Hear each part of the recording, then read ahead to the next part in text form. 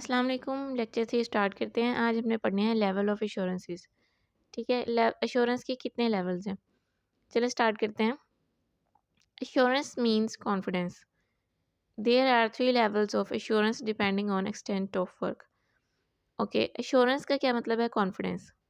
अब हम यहाँ पे डिस्कस करेंगे कि इसका क्या मतलब है और उसके बाद हम लेवल्स डिस्कस करेंगे। ठीक है, अब आप अपनी डेली लाइफ में देखते हैं कि हम बहुत सारी स्टेटमेंट्स बोलते हैं।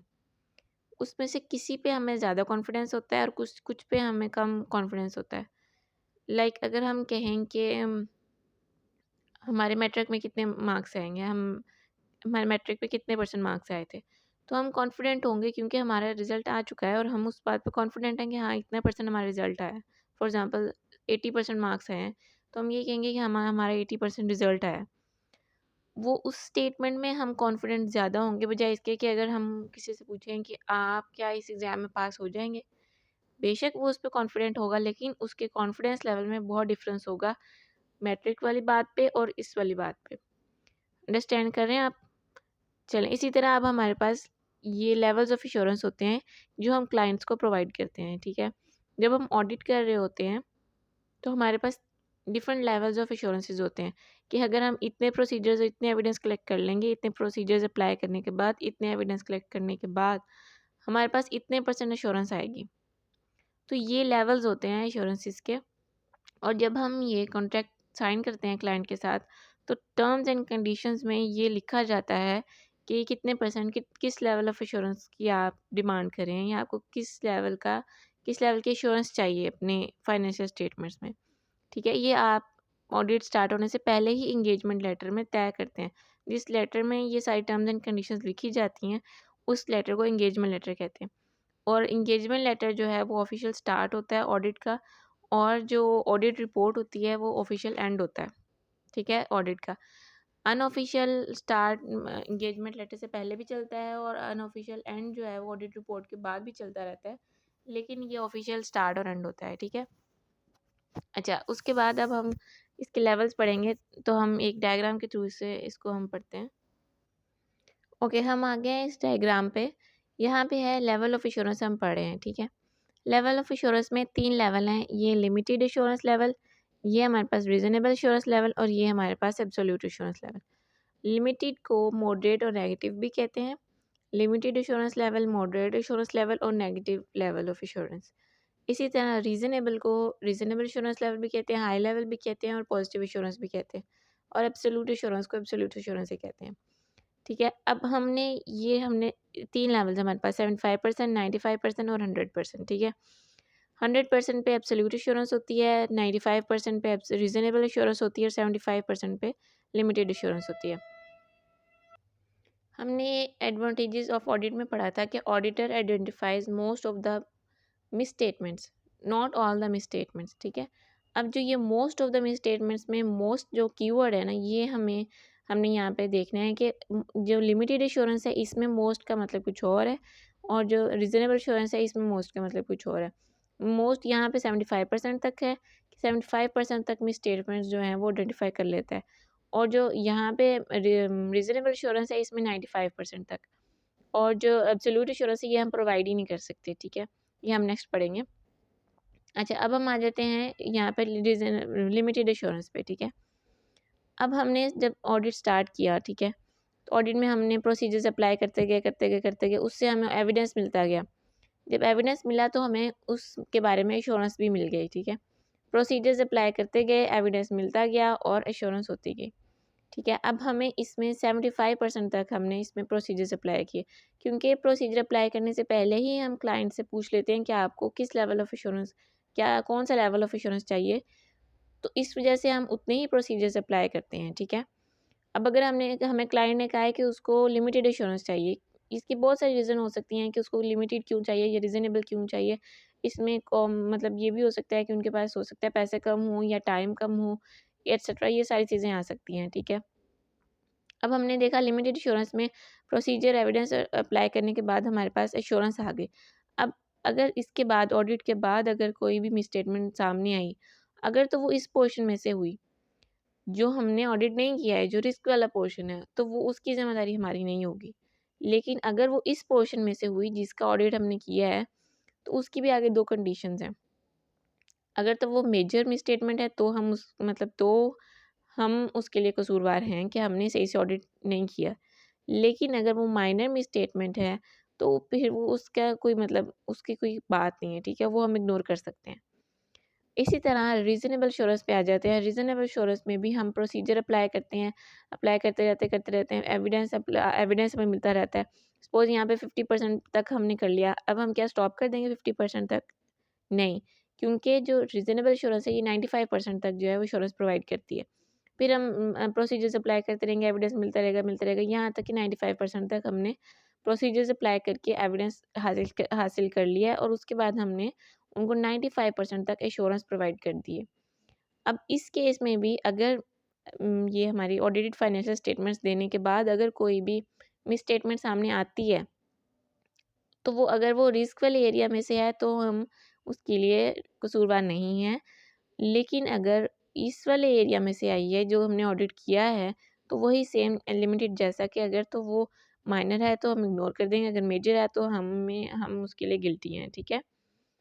अब एब्सोल्यूट एश्योरेंस अगर कोई कहता है कि इस दफ़ा जो है ना लास्ट टाइम अगर मतलब फॉर एग्ज़ाम्पल कोई क्लाइंट है, वो कह रहा है कि लास्ट टाइम हमने जो है ना वो रीज़नेबल एश्योरेंस करवाई थी, लेकिन इस दफ़ा जो हमें ना एब्सोल्यूट एश्योरेंस चाहिए क्योंकि हमारी जो है ना स्टेटमेंट्स काफ़ी आ गई थी लास्ट फाइनेंशियल स्टेटमेंट्स में, तो इस दफ़ा हमें एब्सोल्यूट एश्योरेंस चाहिए। तो हम तो एब्सोल्यूट एश्योरेंस प्रोवाइड करते ही नहीं है, इसलिए क्लाइंट को एब्सोल्यूट एश्योरेंस हम प्रोवाइड नहीं कर सकते। क्यों नहीं कर सकते ये हम अगले लेक्चर में पढ़ेंगे, ठीक है? इंशाल्लाह। अब इस डायग्राम से तो आपको समझ आ गई ना। अब एक लेवल होता है कि मोस्ट ऑफ द स्टेटमेंट्स में मैंने आपको बता दिया कि जो 75% तक है ये इसका ये लेवल है और जो रीज़नेबल में है ये 95% तक है, कि इस हद तक जो है हमने एश्योरेंस प्रोवाइड करनी है क्लाइंट को, ठीक है? अब हम चलते हैं बुक पे, वहाँ से हम रीड करते हैं और अंडरस्टैंड करते हैं कि बुक में कहाँ क्या कह रहा है वो, ठीक है? चलें जी, बुक पे आ गए हैं हम, यहाँ से हम रीड करते हैं। Limited assurance also called moderate level और नेगेटिव एश्योरेंस, ठीक है? इसको मॉडरेट लेवल भी कहते हैं और नेगेटिव एश्योरेंस भी कहते हैं। अब इसमें हम ना स्टार्ट में यहाँ पे हम पढ़े हैं, चलो पहले रीड कर लेते हैं फिर मैं आपको एक्सप्लेन करती हूँ। It is a moderate level of assurance expressed in negative form of conclusion. ये मॉडरेट लेवल ऑफ एश्योरेंस है जो कि नेगेटिव फॉर्म ऑफ कंक्लूजन में एक्सप्रेस किया जाता है। अब 2 तरह की स्टेटमेंट्स होती हैं। एक में मैंने टेस्ट चेक किया, बच्चे ने मुझसे पूछा कि अगर क्या मेरे टेस्ट ठीक है? तो मैंने उनको कहा कि हाँ, ठीक है। लेकिन अगर उन्होंने पूछा कि टेस्ट ठीक है और मैंने कहा कि बज़ाहिर तो कोई मिस्टेक नज़र नहीं आती। इन दोनों स्टेटमेंट्स में कॉन्फिडेंस लेवल में बड़ा डिफरेंस है। पहले वाले में ज़्यादा कॉन्फिडेंट हूँ मैं और अगली वाले में मैं नेक्स्ट स्टेटमेंट में मैं इतनी कॉन्फिडेंट नहीं हूँ। इसी तरह जो लिमिटेड एश्योरेंस है इसमें हम स्टार्टिंग नेगेटिव वर्ड से कर रहे होते हैं कि nothing has come to our attention, ठीक है?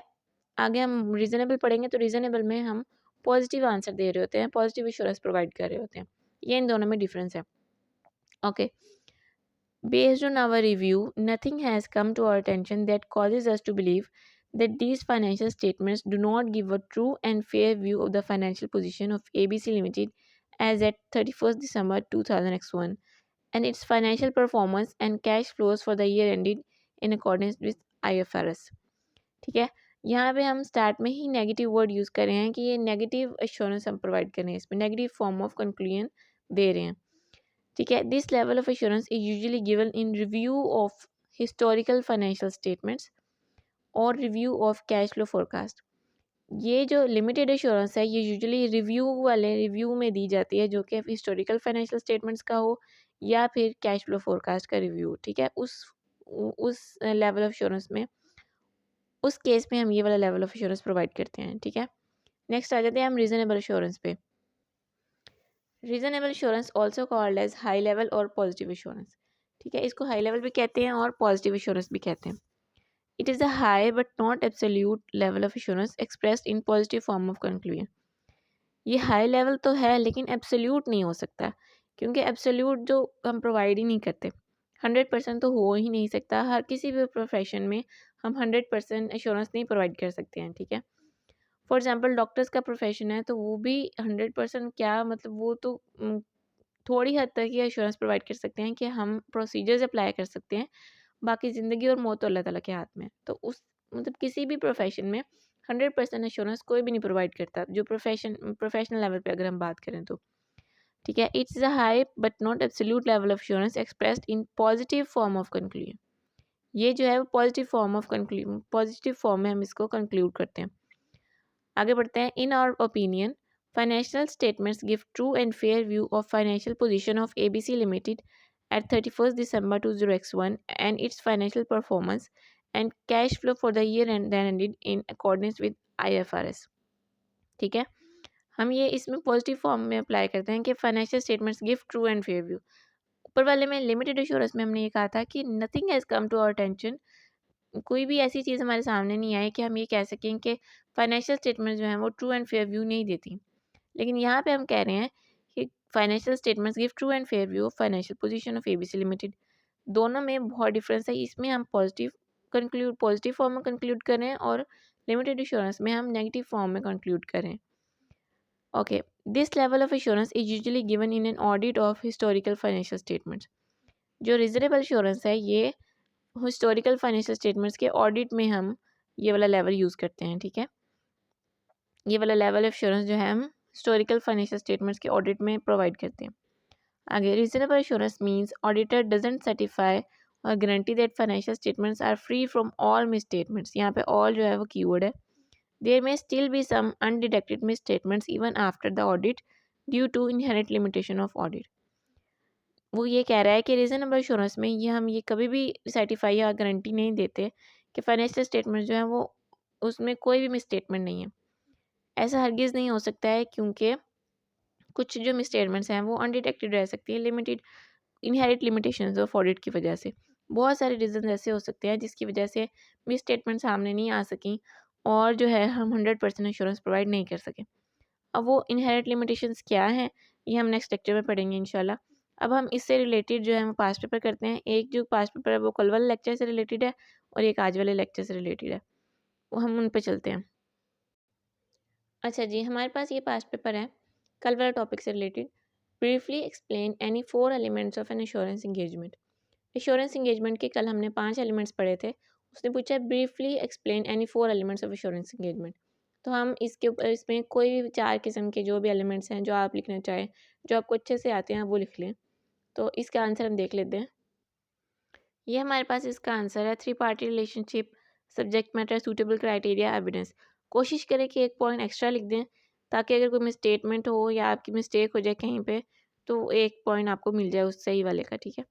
और पास पेपर जब भी आप करें एग्जामिनर कमेंट्स ज़रूर देखा करें और पासिंग परसेंटेज भी देखा करें, इसमें स्टूडेंट ने क्या मेजर मिस्टेक्स की हैं वो भी देखा करें, ठीक है। इस तरह आप जो है वो हेडिंग देख के थोड़ा सा ब्रीफली एक्सप्लेन कर सकते हैं इन हेडिंग्स को, ठीक है। नेक्स्ट क्वेश्चन पे चलते हैं जी। तो क्वेश्चन नंबर 5 है briefly explain with examples the different level of assurance that can be provided to an assurance client. अब हमने लेवल ऑफ एश्योरेंस तो 3 पढ़े हैं, लिमिटेड, एब्सोल्यूट और लिमिटेड, रीजनेबल और एब्सोल्यूट, ठीक है। लेकिन यहाँ पे वो कीवर्ड है कि assurance provided to the assurance client.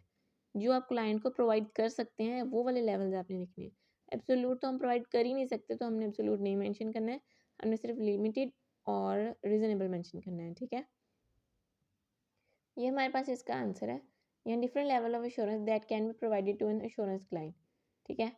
Reasonable assurance, limited assurance, इसकी आपने थोड़ा सा इसको ब्रीफली एक्सप्लेन करना है जैसे हमने प्रीवियस टॉपिक में पढ़ा है, और साथ आपने इसकी एग्जांपल भी दे देनी है। रीजनेबल एश्योरेंस की एग्जांपल है audit of historical financial statements और लिमिटेड एश्योरेंस की है review of historical financial statements, ठीक है। उम्मीद है कि आज का लेक्चर आपको समझ आया होगा। आज थोड़ा ईजी ही टॉपिक था, तो आज हम इतना ही पढ़ेंगे। कल इंशाल्लाह हम चैप्टर 1 को वाइंड अप करेंगे। इसमें एक टॉपिक हमारे पास रह गया है कि why absolute assurance can not be provided, और इस चैप्टर के पास पेपर सारे साथ वाइंड अप करेंगे और इस चैप्टर को वाइंड अप करके कल के लेक्चर में इंशाल्लाह हम आगे नेक्स्ट चैप्टर पे प्रोसीड करेंगे। कोई भी क्वेश्चन हो तो आप मुझसे पूछ सकते हैं। तब तक के लिए स्टे ट्यून्ड। अल्लाह हाफिज़।